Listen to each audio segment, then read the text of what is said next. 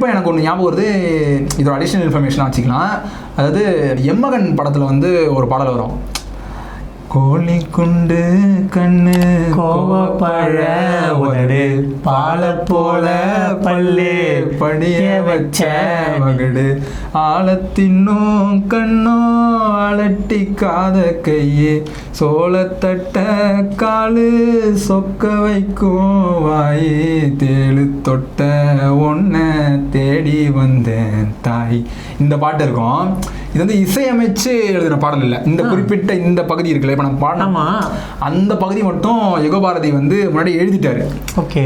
அது என்ன ஒரு ஆச்சரியமா, யுகபாரதி அவரோட புத்தகத்தை எழுதியிருப்பார். தத்தக்காரன்னு ஒரு புத்தகம் இருக்கும். அதில் என்ன எழுதியிருப்பாருன்னா, இவர் என்ன எழுதிட்டு வந்தாரோ அதை அப்படியே ரிசம்பிள் பண்ற மாதிரி அவர் டியூன் பண்ணி வச்சிருக்காரு. எழுதுனதுக்கே பண்ணாரா இல்ல பண்ணி வச்சுட்டாரு முன்னாடி? அவரு பண்ணியிருக்காருங்க. இவர் எழுதியிருக்காங்க. ஆமா, ரெண்டு பேருமே தனித்தனியா பண்ணியிருக்காங்க. ஆனா எழுதி முடிச்சுட்டு அவர் கொடுத்த அந்த சந்தத்துக்கு அப்படியே உட்காந்துருக்கு. இதை கேட்கறதுக்கு வந்து நம்ப முடியாத மாதிரி தான் இருக்கும். அதை வந்து யுகபாரதியே சொல்லியிருக்காரு, நம்ப முடியாத மாதிரி தான் இருக்கும். இதுக்கு ப்ரூஃபா வந்து அன்னைக்கு இருந்த உதவியாளர்கள் வந்து ஒரு 2-3 பேரை குறிப்பிட்டு அந்த புத்தகத்தில் எழுதியிருப்பாரு. ஸோ இதெல்லாம் வந்து ஒரு மிராக்கிள் தான். அந்த மாதிரி கலைத்துறையில திடீர்னு நடக்கிற ஒரு மிராக்கிளா நம்ம வச்சுக்கலாம். பயங்கரம்.